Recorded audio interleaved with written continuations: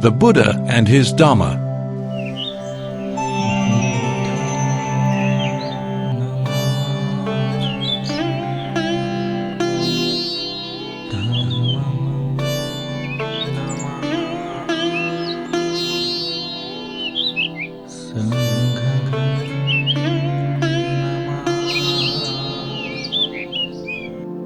Unpublished.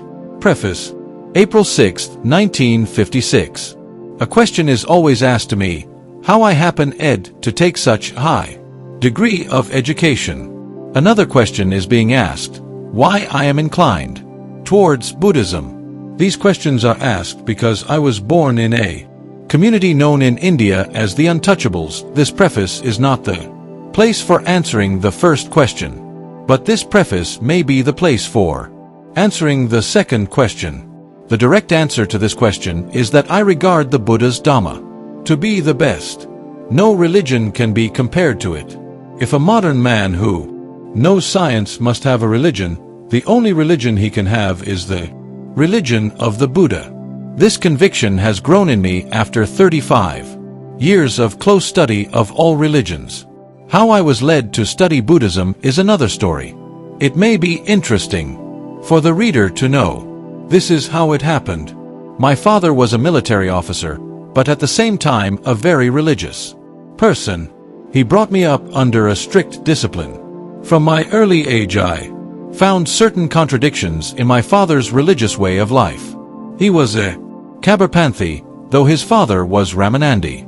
As such, he did not believe in Murthy Puja, idol worship, and yet he performed Ganpati Puja of course for our sake, but I did not like it.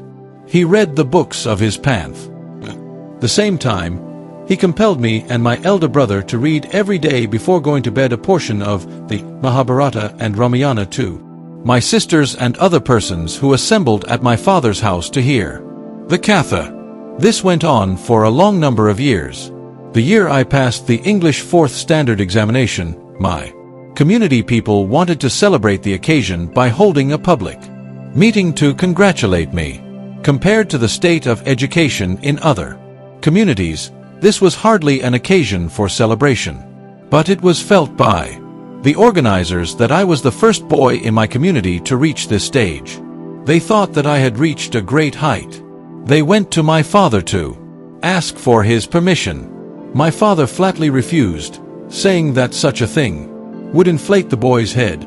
After all, he has only passed an examination and done nothing more. Those who wanted to celebrate the event were greatly disappointed. They, however, did not give way.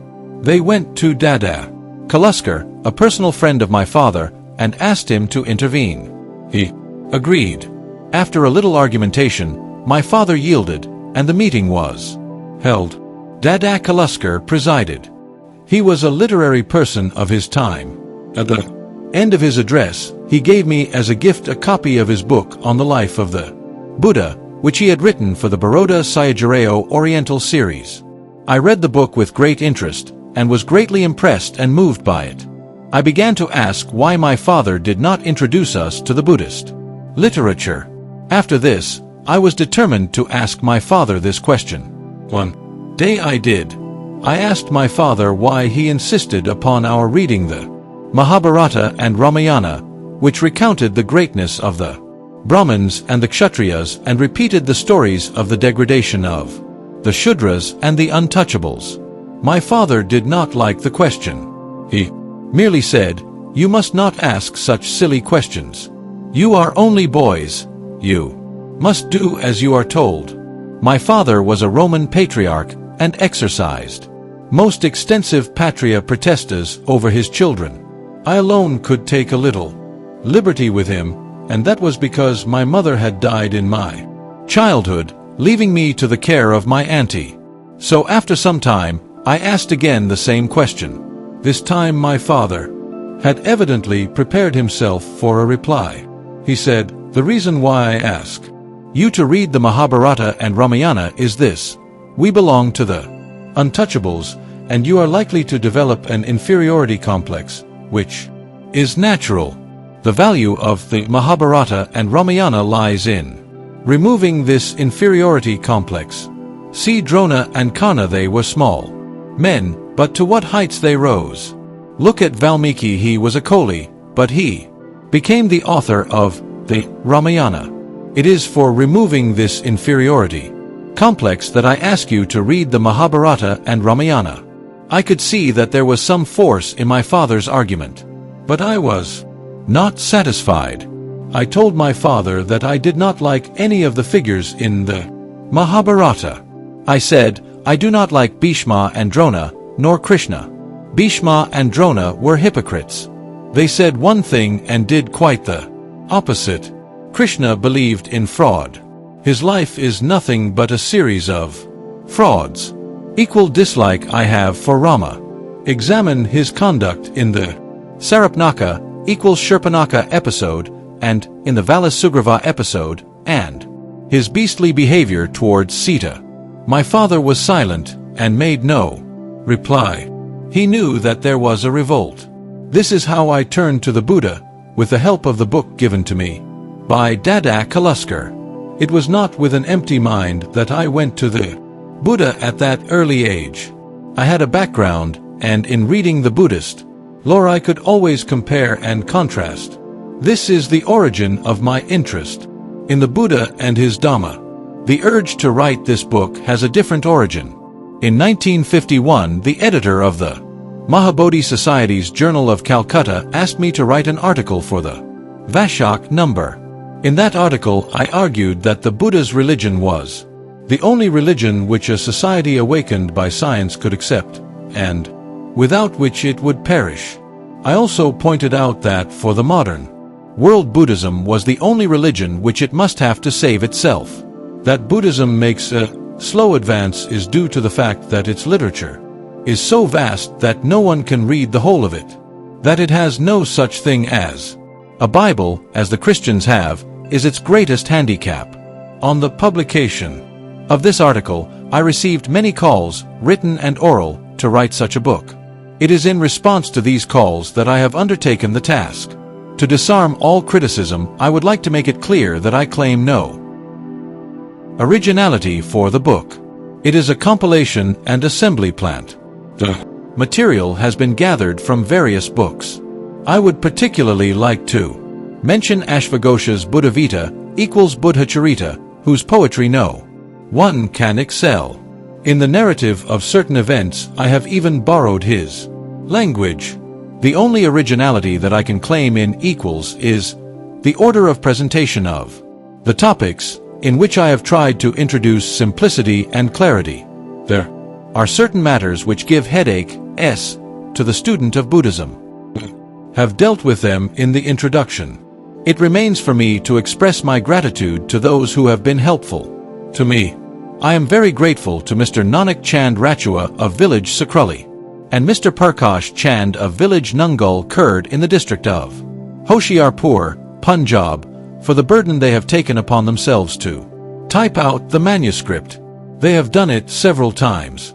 Sri Nanak Chand Ratu took special pains and put in very hard labor in accomplishing this great task. He did the whole work of typing etc. very willingly and without caring for his health and equals or any sort of remuneration. Both Mr. Nanak Chand Ratu and Mr. Parkash Chand did their job as a token of their greatest love and affection towards me. Their labors can hardly be repaid. I am very much grateful to them.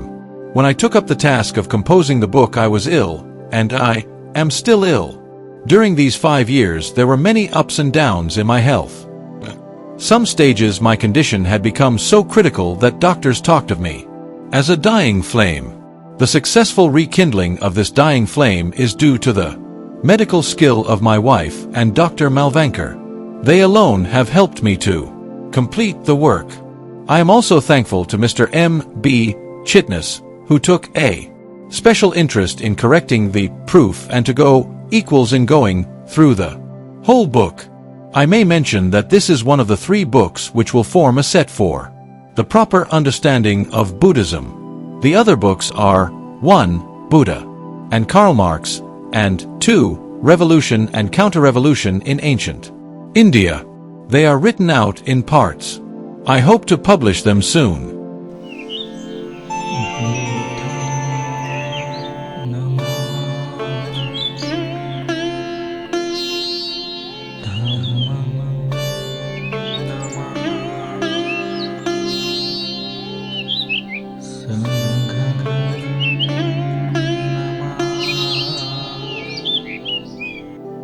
The Buddha and His Dhamma by Dr. B.R. Ambedkar. Introduction. Indications of a growth in the volume of interest in Buddhism are noticeable in some sections of the Indian people. Along with it, there is naturally a growing demand for a clear and consistent statement of the life and teachings of the Buddha. Anyone who is not a Buddhist finds it extremely difficult to present the life and teachings of the Buddha in a manner which would make it a consistent whole. Depending on the Nikayas, not only the presentation of a consistent story of the life of the Buddha becomes a difficult thing, and the presentation of some parts of his teachings becomes much more so. Indeed, it would not be an exaggeration to say that of all the founders of religions in the world, the presentation of the life and teachings of the founder of Buddhism presents a problem which is quite puzzling, if not baffling. Is it not necessary that these problems should be solved and the path for the understanding of Buddhism be made clear? Is it not time that those who are Buddhists should take up these problems at least for general discussion and throw what light they can on these problems? With a view to raise a discussion on these problems, I propose to set them out here.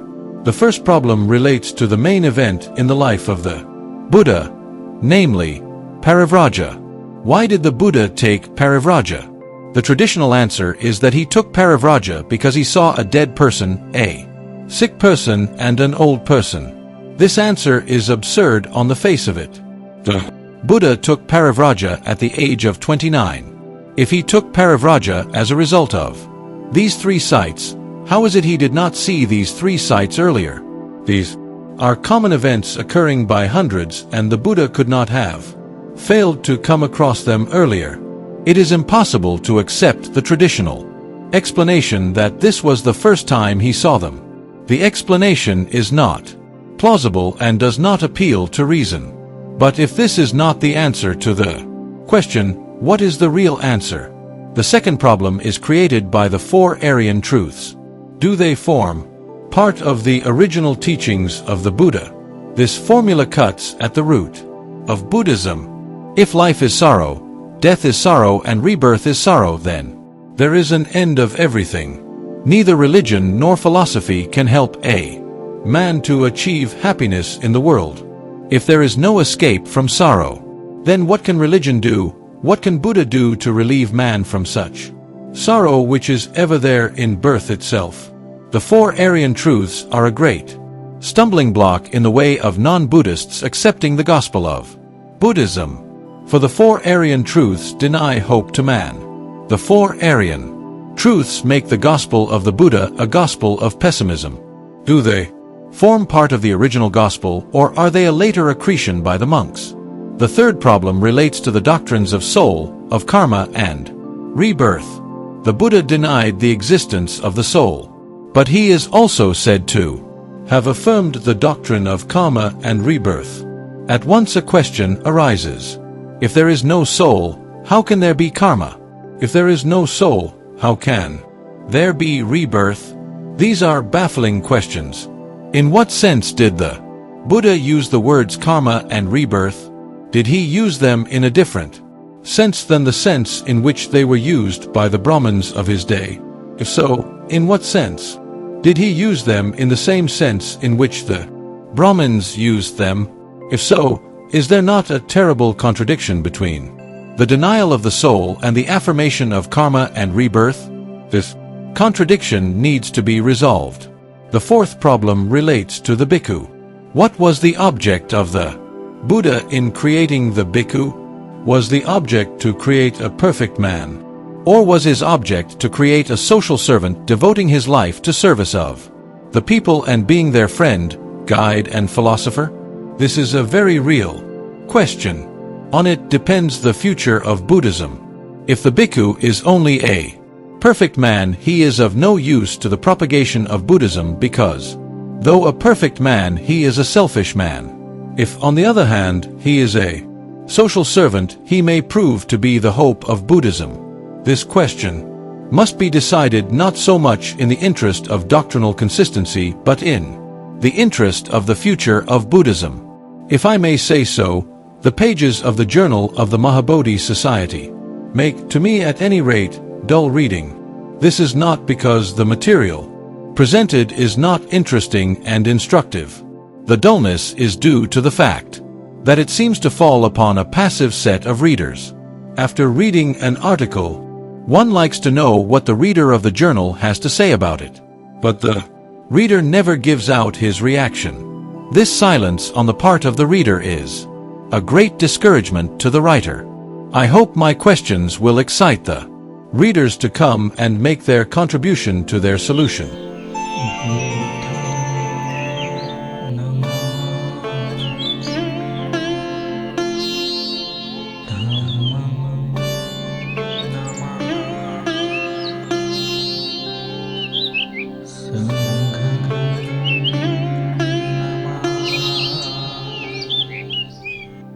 Prologue.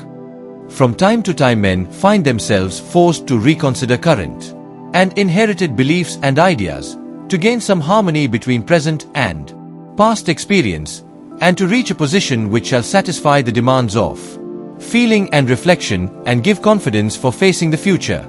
If, at the present day, religion, as a subject of critical or scientific inquiry of both practical and theoretical significance, has attracted increasing attention, this can be ascribed to a.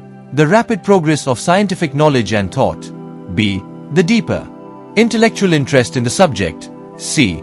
the widespread tendencies in all parts of the world to reform or reconstruct religion, or even to replace it by some body of thought, more rational and scientific or less superstitious, and d. the effect of social, political, and international events of a sort which, in the past, have both influenced and been influenced by religion. Whenever the ethical or moral value of activities or conditions is questioned, the value of religion is involved, and all deep, stirring experiences invariably compel a reconsideration of the most fundamental ideas, whether they are explicitly religious or not. Ultimately, there arise problems of justice, human destiny, God, and the universe, and these in turn involve problems of the relation between religious and other ideas, the validity of ordinary knowledge, and practicable conceptions of experience and reality. From Encyclopedia of Religion and Ethics, Wall X, p. 669.